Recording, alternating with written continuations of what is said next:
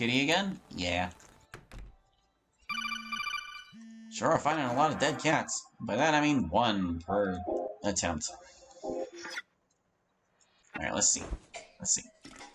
I imagine it's probably going to be like that same sim we got earlier this recording session, but like a little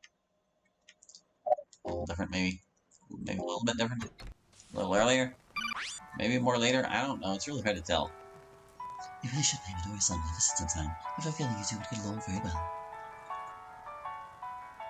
Yeah, Midori route, if they'll even let us.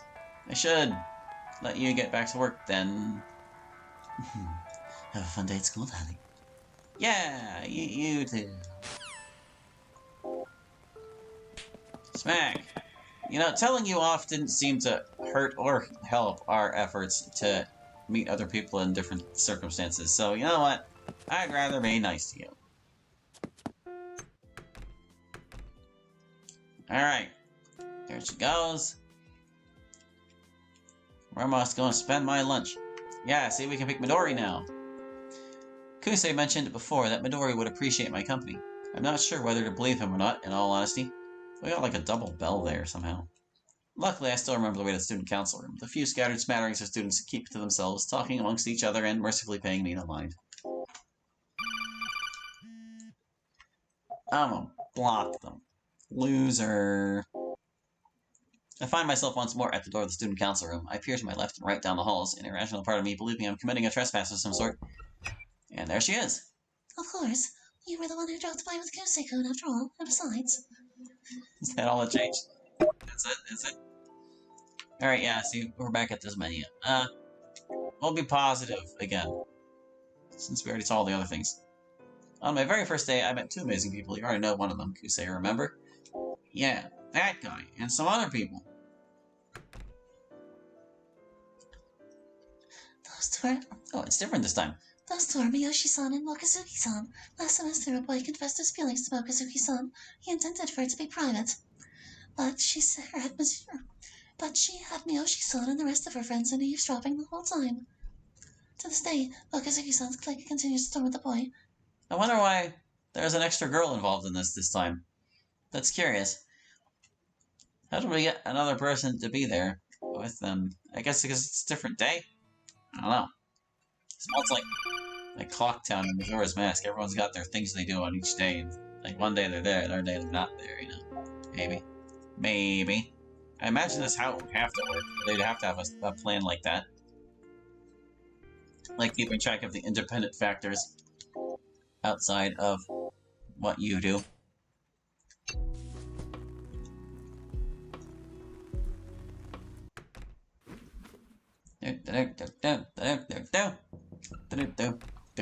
Going.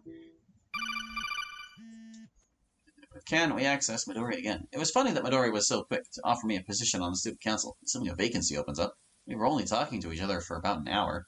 Midori seems like she'd be in the habit of taking in stray cats. She wouldn't be able to stand for seeing one in a cardboard box exposed to the rain. I don't even remember who was in the student council in middle school, but whoever they were, they obviously didn't make an impression on me, not like Midori did. I'd like to think if I were on the student council, I could be as earnest and hardworking as she is. And maybe together we could enact real change around the school, make sure people like Kawaguchi-san see actual consequences for the horrid crimes they commit. Make sure Mokazuki-san and her cadre of bullies get the smackdown, the administrative smackdown that is. I've never advocated for actual violence against these kids. Although maybe I should. After all, I doubt a strongly worded letter or even an academic suspension would be enough to dissuade these motherfuckers from being motherfuckers. You know, sometimes you just gotta kick some asses. No use fantasizing, I guess. It is what it is.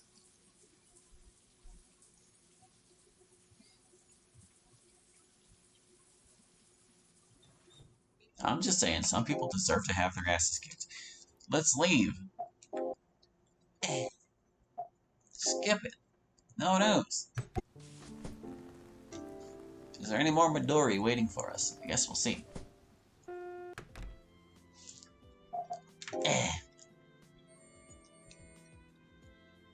Go. I hope YouTube does not attempt to make that Swiss cake roll my thumbnail again. It keeps picking it. It's like, check out this Swiss cake roll, dude. Okay, no, she's gone. I can't do it. Yeah. I'll save Kazori for when we do Kazori. Library. Purple girl is here. It probably kicked us to the Natsuki route. Ah, fine, you desperate guy. Yeah, sorry about yesterday. I really couldn't spare the time. Yeah, no worries. I even got my pen and paper already, see? You are way too enthusiastic. So it seems there's like, well, we gotta crash. Could not find label phone text mid-1. Oh no, I can't even, like, ignore it. Well, we found an error. Nice. Fix it, developer. Ah, goodness. Alright, I think that's probably all we're going to find for Midori, and I'm kind of getting the impression that these non-Doki characters we can kind of pursue but not really are going to be in similar situations. Like, we're probably going to be able to pick Kazori for exactly one lunch. I'm gonna go with a new game so we can, like, yeah. There's just too many paths to go down, man. It's like pick a path book where they throw you a fork condition at you every single page, and it's like do this or that. And you go flip the pages, and you do this or that or the other thing. It becomes a whole tree, like branching paths. Just except branching paths was like a trunk with all the branches shorn off. Anyway, Kazori. We'll go for Kazori this time. Boldness though. Be bold.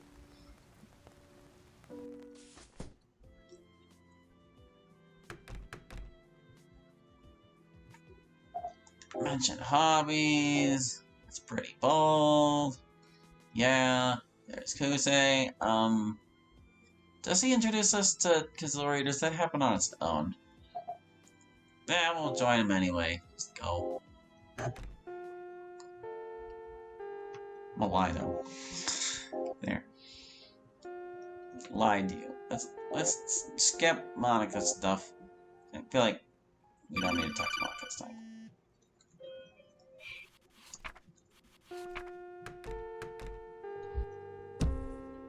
I forget how we got to the option menu where we could have talked to the teacher if we wanted.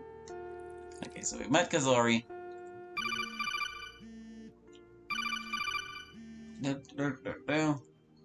Oh, well, putting aside my very first interaction, what?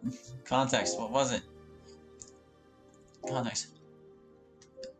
I'm extraordinarily fortunate that my interactions in school have been with good, genuine people like those two. Okay. Oh, he's talking about how Natsuki was like, meh. Natsuki doesn't count.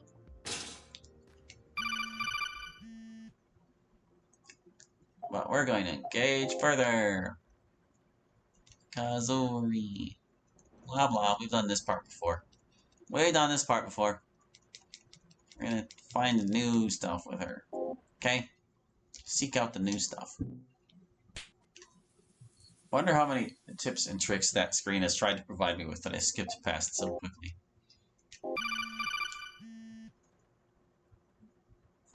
Early start. Lots of skipping, just a whole lot. It was inevitable though, like with how this mod is structured and all, you know? It's just too much. It's just too much. I forget. Have we attempted to make all these things before? I think we have. I'm pretty sure we haven't missed any.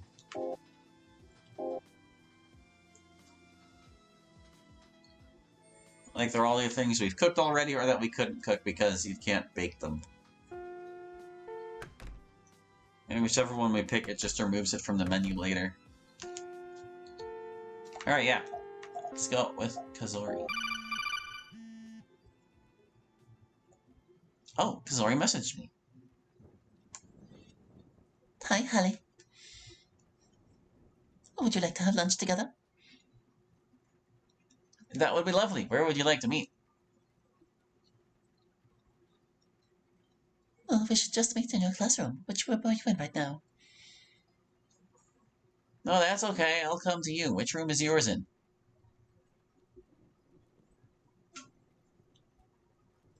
Please, I would not want you to going out of your way. I am the one who asked you, after all. What room should I look for?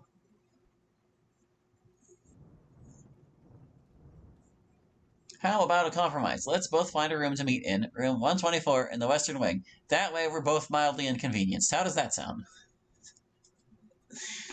It takes a little while for Kazori to reply back. Okay, I will meet you there. Well, I guess that settles that. There are only scattered smatterings of people milling about, most of either already headed to lunch or heading there right now. Thankfully, it seems that most don't pay me any mind. I keep my eyes on the classroom numbers, going down the list one by one to the sound of my soles against the tiled floors. 133, 132, 131. Almost there. 27, 26, 25. Huh, there's a couple of kids I don't recognize in front of the door to classroom 124. They're peeking into the classroom through the little window on the door. Are they spying on Kazori? Fuck's sake, do these kids have nothing better to do? I think they're whispering to each other, but I can't hear what they're saying over the sound of the rain beating against the window. Hesitantly, I approach them, arms hugged tightly to my torso as if to appear as non-threatening as possible. Excuse me. My greeting gives them a slight start, but they quickly recover and offer me friendly smiles. Oh, you're the kid who's been hanging out with that Kokujin, aren't you? What's she like? I tried talking to her once, but I couldn't understand a thing she was saying. Yeah, she's always alone, too, both at lunch and during class. Kinda sad, isn't it? I'm actually here to join her for lunch, so if you don't mind. Oh, that sounds exciting. Exciting? Well, yeah, I heard your foreign girls are absolutely insatiable. Now, bet you've worked up quite an appetite yourself. I gulp, hoping she's not implying what I think she's implying. Stealing a quick glance through the window, I'm relieved to see Kazori isn't looking this way. No, Kazori's not my lunch. I don't. Dude, sex. She's talking about sex. I immediately feel heat rushing to my face, but I quickly place my hand on my chest and breathe deeply, in and out. That is absolutely vulgar. Now, if you're done, I advance for. Yeah. Stop it. I advance forward and reach for the handle of the classroom door. The girl quickly reaches her arm across the width of the doorframe, barring entry. Oh, we're not done. This bitch is blocking me from entering the classroom. Oh, goodness. Oh, hold on a second. I feel like we might not be bold enough for some of these options. I'm going to go ahead and see if this is a dead option here. Uh, I mean, there is another door. It's a Japanese school. I just want to see him attempt this. No, there's no way that'd end well. Yeah, that's about what I expected you would. I mean, yeah, we'll do this first. Do you really have time to waste on a couple of outcasts like me and Kazori? She is silent for a moment, apparently considering my words. I mean, it's a really waste of time if I'm having fun. Kazori suddenly opens the classroom door and peeks outside, her visage an image of quiet and restrained fury. Excuse me, sir, said madam. Have I interrupted something? She has, in fact, interrupted something, but the smirk returns to the unknown girl's face as she plays it off. We were just giving you get directions to the cafeteria. Seems he was planning on eating lunch alone, isn't that right? No, that is decidedly not right. Oh, my bad. Must have misheard you then. Come on, let's head to the cafeteria before the curry udon gets cold. Curry udon again. Can't believe you actually like that crap. They turn and leave, laughing and joking again as if nothing happened at all. And as far as the school and the rest of society are concerned, they're probably right.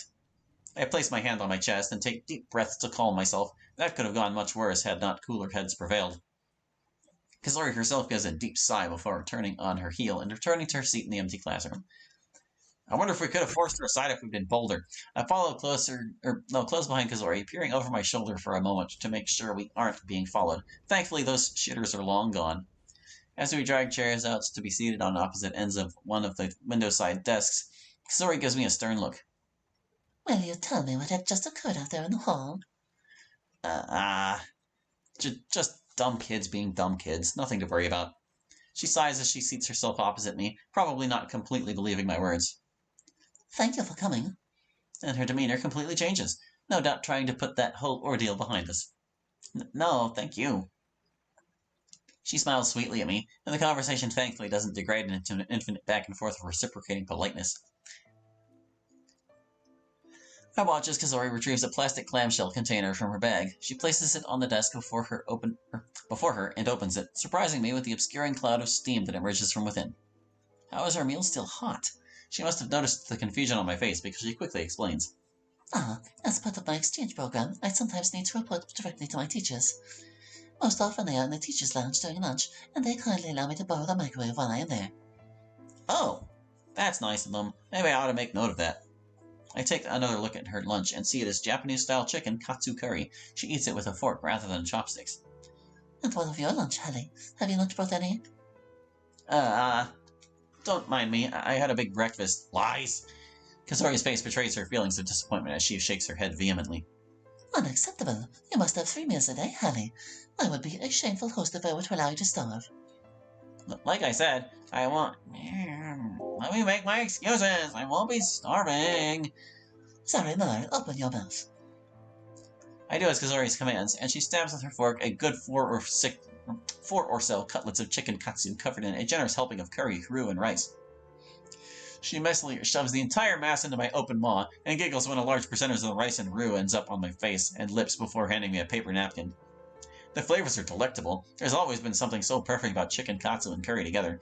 The crispness of the fried panko chicken batter soaking in the curry roux, and the combined flavors all being absorbed by the rice underneath. Perfection. Certainly nothing the cafeteria is capable of, surely, which leads me to ask.